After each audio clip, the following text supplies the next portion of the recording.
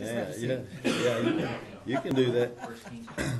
We're going to be beginning this morning a study about the character life of Elijah, and I'm going to bring you in to. We're going to look at Elijah, and then we're going to take a little trip back to Solomon and come back up to Elijah. Hopefully, that when we do this, you will be able to see how and why God was dealing with through Elijah in his the things that he did.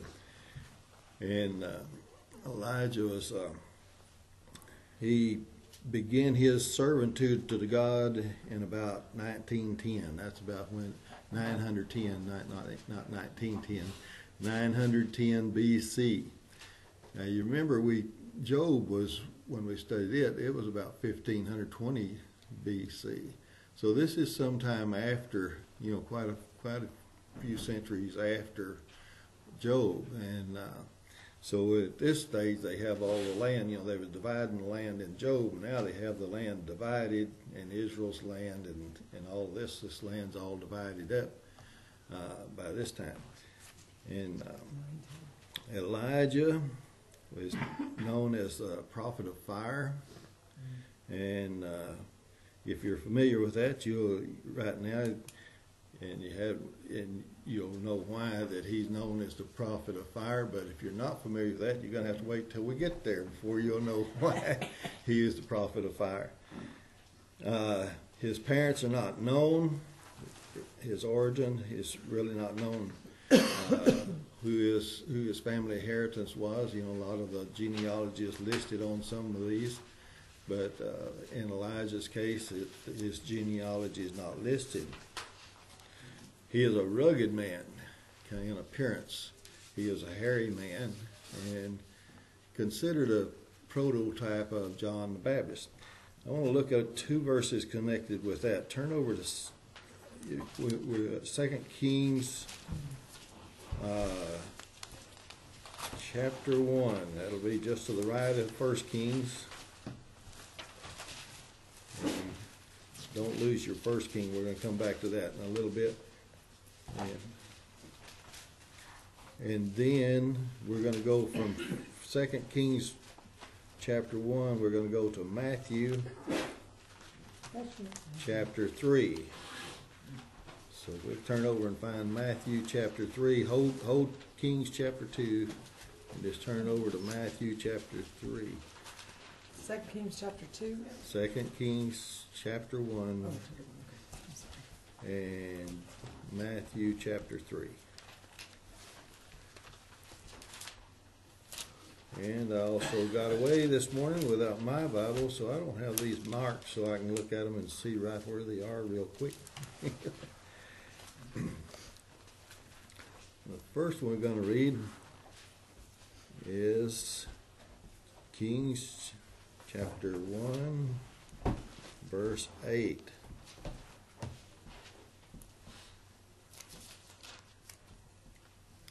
All right. Tony, you got that one? Yes, sir. You want to read that one? Sure. They answered him, he was a hairy man with a leather girdle bound about his loins. And he said, it is Elijah the Tishbite. Now then, Gary, you want to read 3 verse 4? Matthew 3 verse 4? John himself was clothed in camel's hair with a leather belt around his waist. His food was locusts and wild honey. So you can kind of see why they might call him a prototype of John the Baptist, because John the Baptist dressed in a hairy garment, but Elijah was a hairy man, and they lived their lives is similar. John lived out in the outskirts and out away from the civilization, so to speak. He was out on the creek bank or in the river bank, and we'll see in Elijah he was also lived on the creek bank, and then when the drought came, as we'll read about in a little while. When the drought came, then he went and stayed with a widow woman. And so their lives is kind of similar in those regards. Now, 1 Kings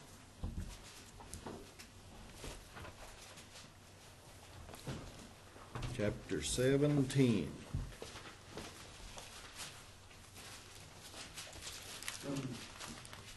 I think nearly everything else we'll do will be in Kings as far as I know right now.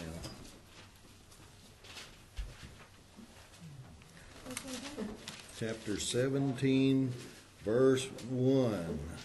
First Kings? First Kings.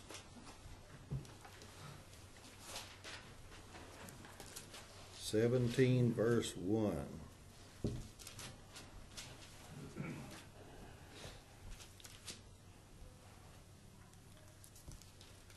Autumn, you want to read that one?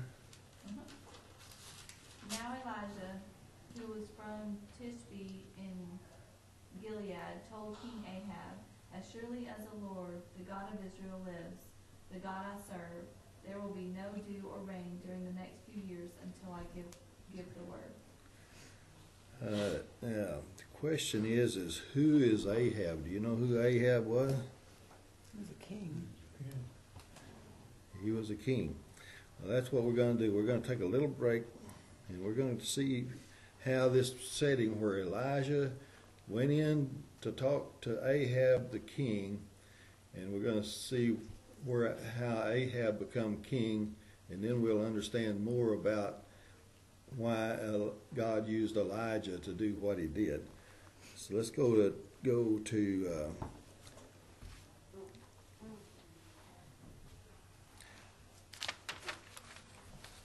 Go to 1 Kings 11.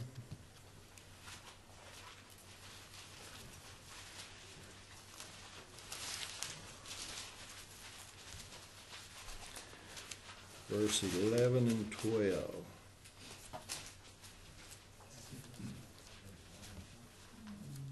Okay, who's got that one? Samantha, you got that one? First Kings 11 and 12. 11 and 12. So the Lord said to Solomon, Since this is your attitude, and you have not kept my covenant and my decrees, which I commanded you, I will most certainly tear the kingdom away from you and give it to one of your subordinates. Nevertheless, for the sake of David your father, I will not do it during your lifetime. I will tear it out of the hand of your son. All right, now who was Solomon? David's son. David's son. But what did Solomon, what was Solomon? He was a king. He was a king for 40 years. What was he just a mediocre king or He what? was a very wise king. He was wise. Hundreds of wives. Was he 1,000? Had 1,000 wives. Hundreds and thousands of wives. Plus concubines. Too many women. Had 1,000 wives. Well, who's his father? David is his father. So what is God saying here? He says, you've done something wrong, Solomon, right? But I'm not going to punish you right now for that because of David's sake, his father's sake.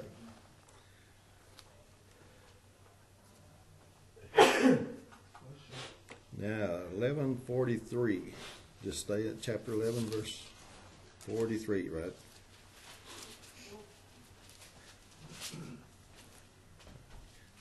Okay, Joey, you got that one? Yeah.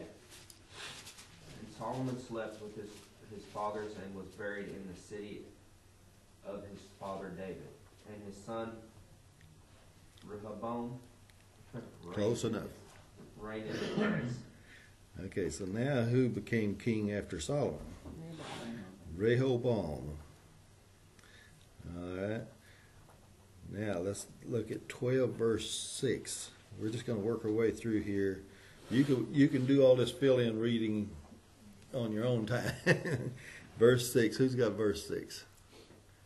You got it, Laura? Sure. Then King Rehoboam consulted the elders who had served his father Solomon during his lifetime.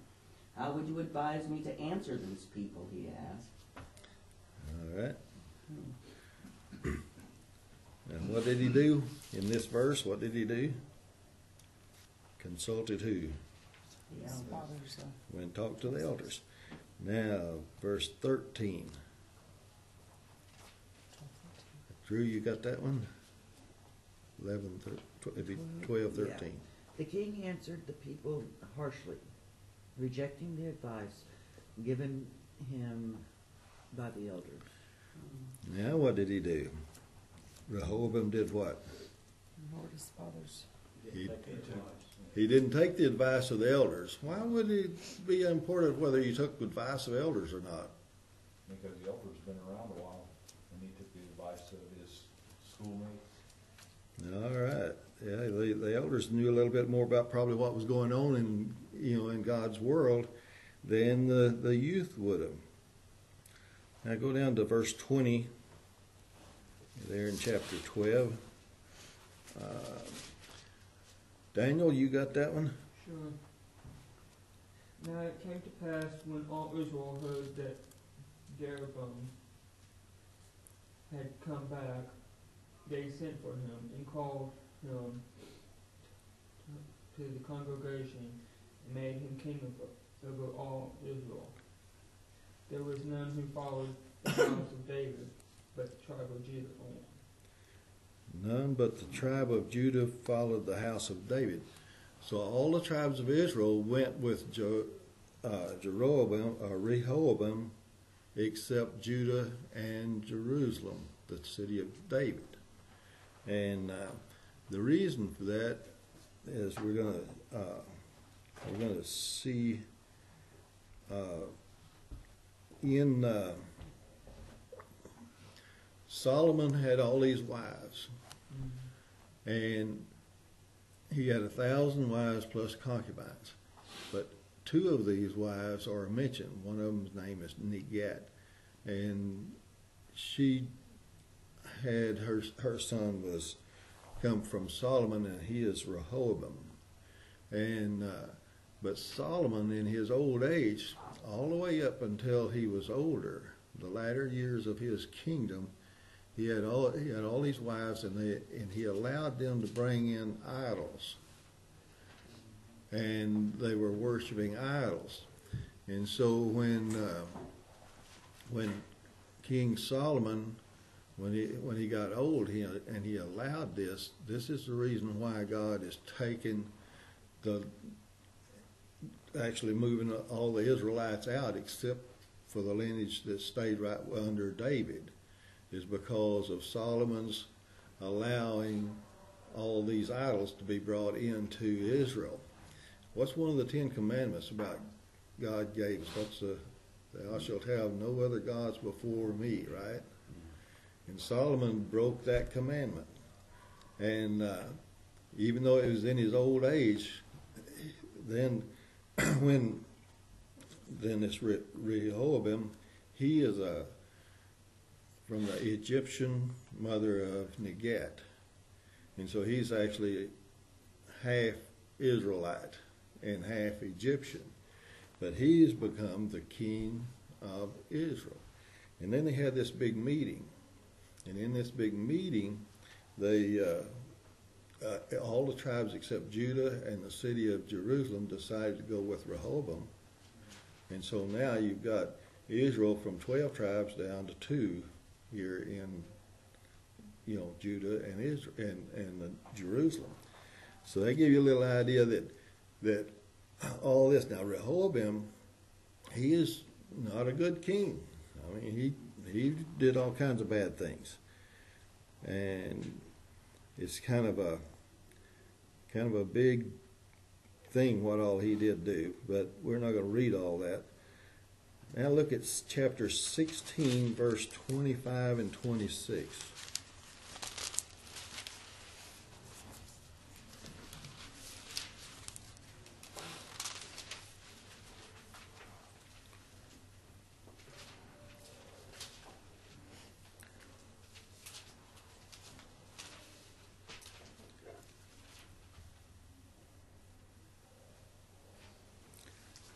Okay, who's got 25 and 26?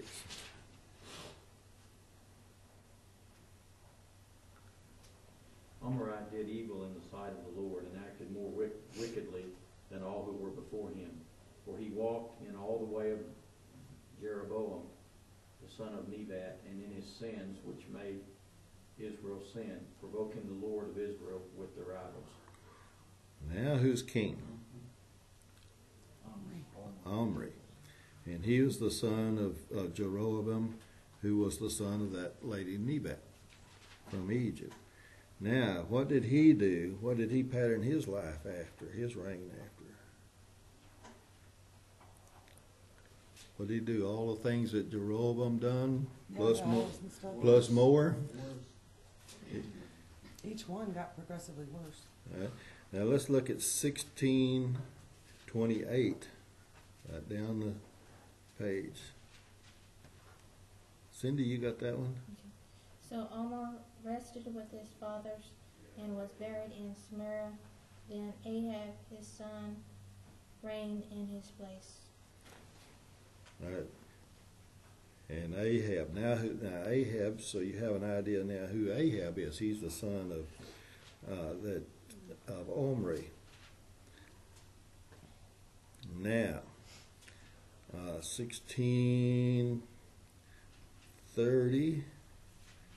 Let's read the. Gosh, the whole worse than Let's see. I got. Read 1631. Somebody got that one? Yeah. He not only considered it trivial to commit the sins of Jeroboam, son of Nebat, but he also married Jezebel, daughter of Ethbaal, king of Sidonians, and began to serve Baal and worship him. Now, what did Ahab do? Worse than the rest. He added to it, didn't he? Who did he marry? Who was his wife? Jezebel. Does anybody know who Jezebel was? She was a real evil woman. A real evil woman. And Ahab was a real evil guy. So they got along Perfect pretty well match. together, I imagine. So you can see through this that the kingdom of Israel was getting farther and farther and had gotten farther and farther away from under God. And so God is taking the kingdom away from Israel. He's taking them out, and he's only keeping two places, Jerusalem and Judah. And it's through these two where we have Christ come. So the sin against God had gotten really bad. I mean, you can get a picture now. You see how each one of these progressively went away from God. And from the time Solomon died until we get to this point, it's been about 80 years or so. So in 80 years, under two different kings, they've just totally doing everything that all the other nations around them were doing. So then that's the setting that God came and called Elijah to begin. Now, look at 1 Kings 17, 2 through 6. Who's got that? Autumn? 2 through 6. Then the Lord said to Elijah, "Go to the east and hide by Kerith Brook, near where it enters the Jordan River. Drink from the brook and eat what the ravens bring you, for I have commanded them to bring you food." So Elijah did as the Lord told him and camped beside Kerith Brook, east of the Jordan. The ravens brought him bread and meat to eat each morning and evening, and he drank from the brook. Okay, now who did Elijah go talk to first? And we read that in verse 1. To Ahab. He went and talked to Ahab, and what did he tell him? There's going to be a drought. So then the word of the Lord came to Elijah, and what did the Lord tell Elijah to do? Hide. Go down to the brook. It makes sense. If you're going to have a drought, you'd go down and you'd find, God would send him to a creek where he'd have water, right? What kind of food did he eat? with the Whatever ravens brought him. If you were there on the creek bank, and here come a buzzard sailing down through there where you are, and he dropped you off a chunk of meat, would you eat it? Depends on whether God calls or not. Yeah, he was fed by the ravens here at this time, and whatever they brought him, the ravens, I don't know if they were buzzards, but they were an unclean bird, and they scavenged and like that. And so Elijah you got this rugged man. He's big, probably a pretty good sized guy, and he's hairy, and he's probably hadn't shaved. He's probably, because he's pretty rugged looking guy. And now he's gone out and he's living on the creek bank. Well, I don't know exactly how long he lived on the creek bank, but he lived there for a little while. And let's read verse 7. All right, Daniel, you got verse 7? Sure. And it happened after a while that the brook dried up, because there had been no rain in the land. All right. So the drought was a while. We've seen some dryness around here lately, haven't we? So we know what a drought is. We can tell right now when you have all the creeks and the tanks and lakes and everything drying up. It takes a really big toll on everything. You lose. What do you lose? Everything. Cattle. You lose your livestock, all your beast of burdens, and all of this. You lose all of that. Yeah. Let's read 17, 8, and 9. Bobby, you got those? 7? 17, 8, and 9. 17, 8, 9, okay. And it came to pass after a while that the brook dried up, because there had been no rain in the land. And the word of the Lord came unto him, saying, do I do the other one too? Go through 9, Oh, okay. Arise from thee to help. Zarephath, or Yeah, which belongeth to Zarah, and dwell there. Behold, I have commanded a widow woman, and there to sustain thee. yeah, I'm sorry. That's no problem. Okay. Says, I have commanded a widow woman there to provide for you. Yeah. Now you got this hairy guy, probably not the most attractive fellow in town, and where is God sending him? To a widow woman. Mm-hmm. Now, if you're this widow woman, what are you going to think? I would have second thoughts. If a guy that I just described, if he walked up and knocked on your door and spoke to you, what are you going to do? I might feed him, but I wouldn't let him in my house. You wouldn't let him in. I would be scared to. I really would. But Yeah, that's me. yeah, that's if it was you, huh? Uh-huh. Now, was she just supplying the food or supplying Yeah, shelter that's too? Well, she's supposed to take care of him. Oh, okay. So that's gonna be. We'll see what happens. Now let's look at 10 through 12. Now Sharon, if you want to participate, you want to read? Sure. All right. So he arose and went to Zarephath, and when he came to the gate of the city, behold, the widow woman was there gathering of sticks. And he called to her and said, Fetch me, I pray thee, a little water in a vessel that I may drink.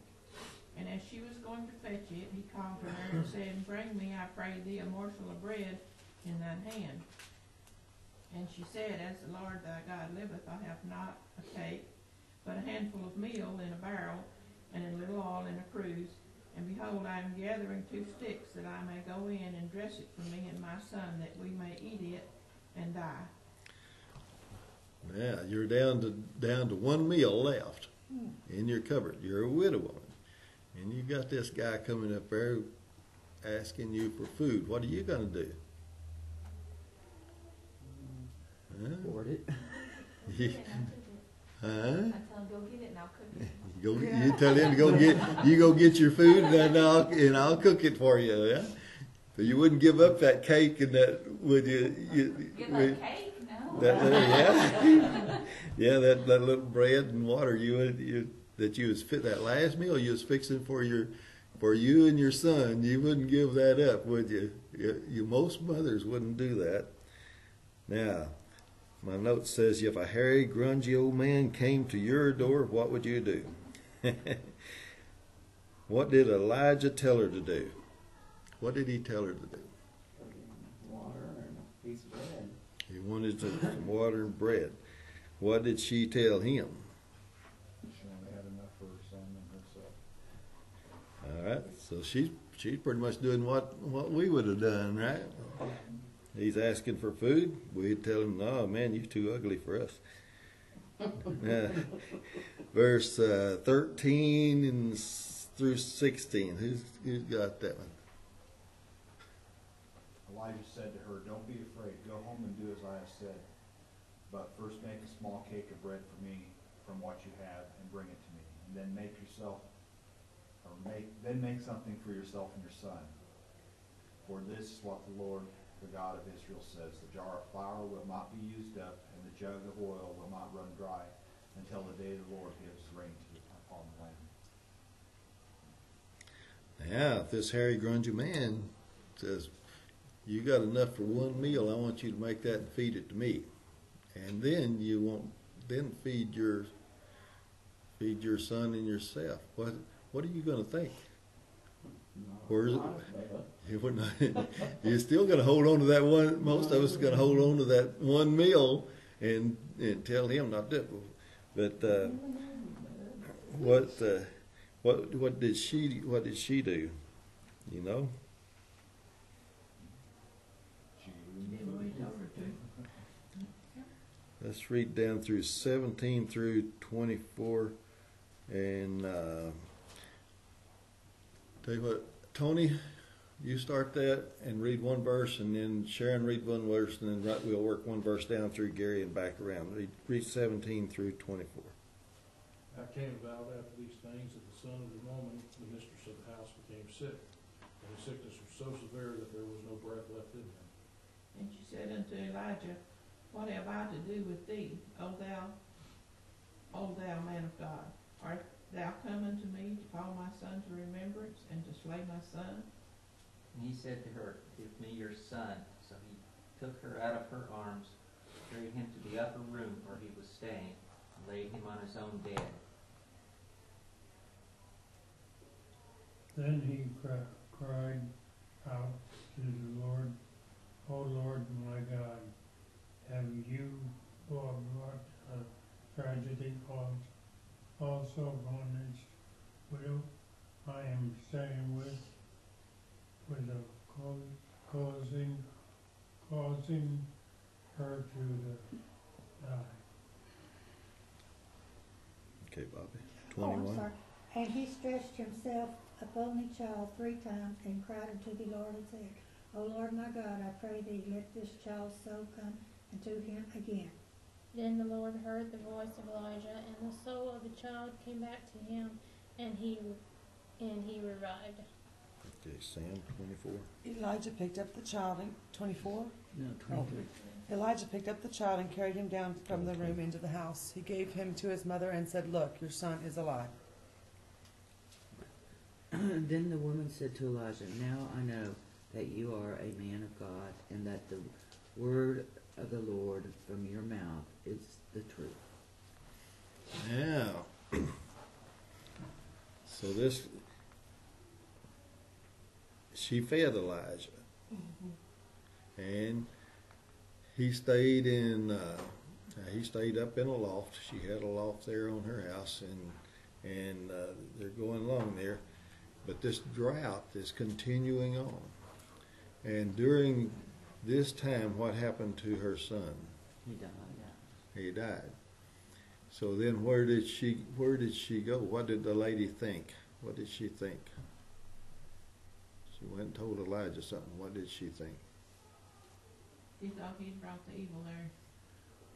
Point out her sins. Yeah, she thought he come there and the son had died because Elijah had come there. So what did Elijah do? Took the son up and prayed Where did he take him? To his bed. The upper room. He took him up to the loft where he had been sleeping, and he laid him on the bed there. And then what did he do? Did he just say, Lord, this boy's sick? He cried. He cried out to the Lord 3 times and laid on his body 3 times. Yeah, he put some energy into pray, didn't he? That's the first recorded CPR.